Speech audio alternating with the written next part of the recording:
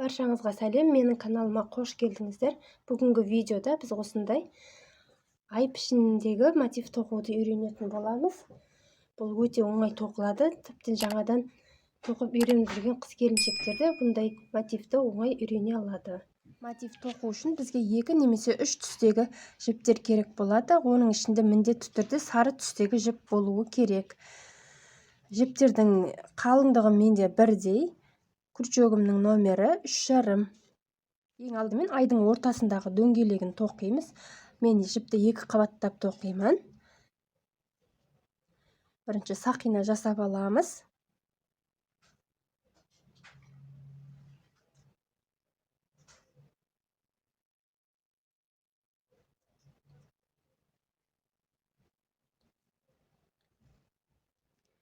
Бір ілмек аламыз. Енді осы сақинаның ішінде тағы да 11 жартылай столбик тоқимыз. Міне біріншісі. Жіпті ілеміз. Сақинадан өткізіп, жіпті тартып шығарамыз да, жіпті іліп алып, тартып шығарамыз. Осылайша біз 12 столбик тоқимыз. Мынау бірінші біздің тоқыған ілмегіміз, бұл бірінші столбик болып саналады. 12 жартылай столбик тоқыдық. 1, 2, 3, 4, 5, 6, 7, 8, 9, 10, 11, 12. Енді мына жібімізді тартамыз.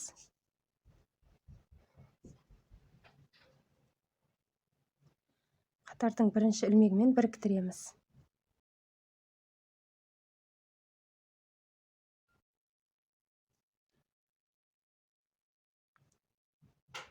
Енді бұны біз осылай қоямыз да, сары жібімізді аламыз. Бұны да мен 2 қабаттап тоқитын боламын. Ілмек жасап аламыз. Ал біздің бірінші қатардағы бірінші ілмегіміз болса, екіншісінен жанындағыдан күрчекті өткізіп, ілмекті тартып шығарамыз.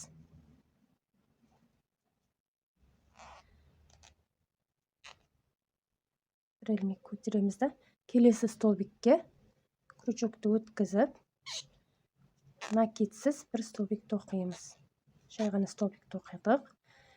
Енді келесіне жартылай столбик тоқимыз. 2 жартылай столбик. Тағы да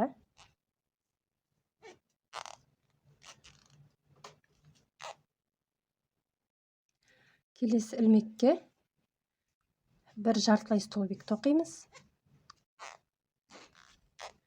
Және 2 рет накидті столбик тоқимыз.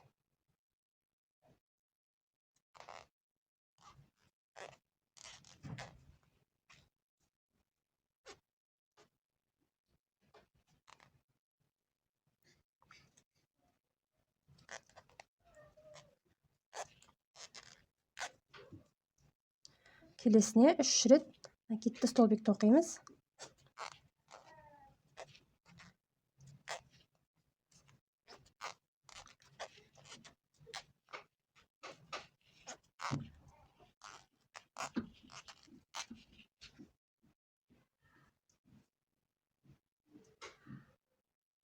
Келесіне 2 рет накидті столбик тоқимыз.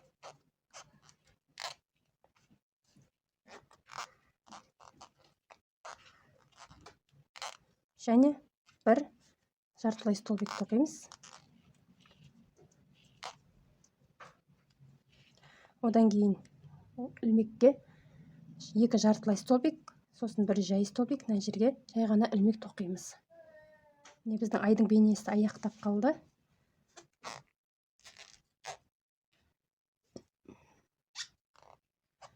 Жай ғана ілмек.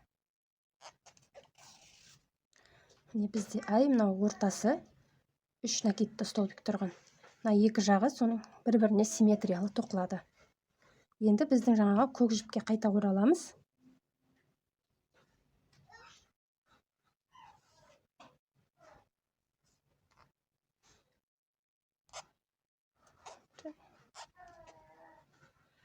Осы жерге тағы бір накидті столбик тоқимыз. 2 ауа ілмегі. Осы ілмекке тағы 2 рет накидті столбик тоқитын боламыз.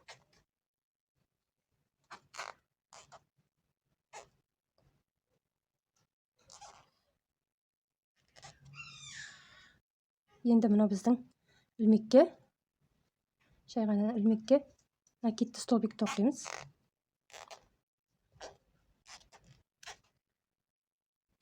Одан кейінгі ілмекке жартылай столбик тоқимыз. Одан кейін тағы жарты столбик. Келесіне тағы жарты столбик тоқимыз. Одан кейін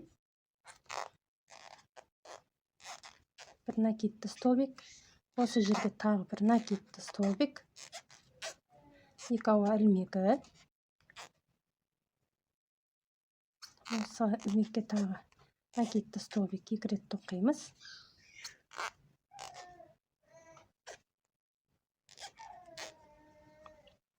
Осылайша қатардың соңына дейін қайталап шығамыз. Неге біздің аспандағы ай бейнесіндегі мотивіміз дайын болды. Әрбір бұрыштың ортасында менде бір накидті столбик және 3 жартылай столбиктен бір келтелетіп тоқыдым. Енді келесі түстегі жібіміз осы түспен жалғастырсаңыздар да болады, бірақ мен басқа түспен тоқып көрсетейін.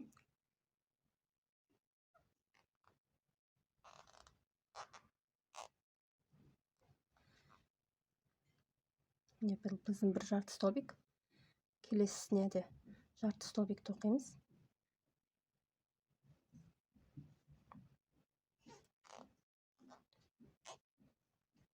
Біздің ортасына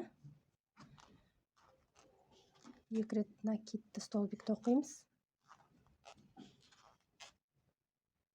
2 ауа ілмегі. Тағы да 2 рет накидті столбик.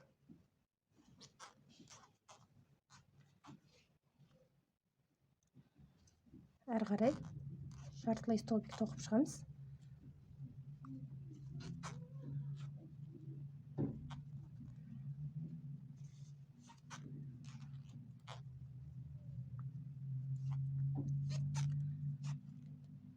Осылай қатарды аяқтаймыз. Мотивіміз тегістеліп келе жатыр. Енді келесі қатарды тоқимыз. Ол үшін мен негізгі түсті аламын, көк түсті. 2 ауа ілмегін тоқып көтереміз. Әрі қарай бір накидті столбиктер тоқимыз.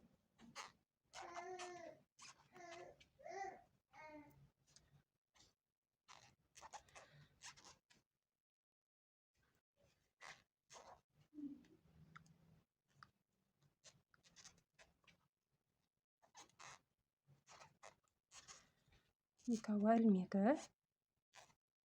Әдеттегідей. Және осы бұрышқа тағы 2 рет накидті столбик тоқимыз. Әрі қарай накидті столбиктер тоқимыз.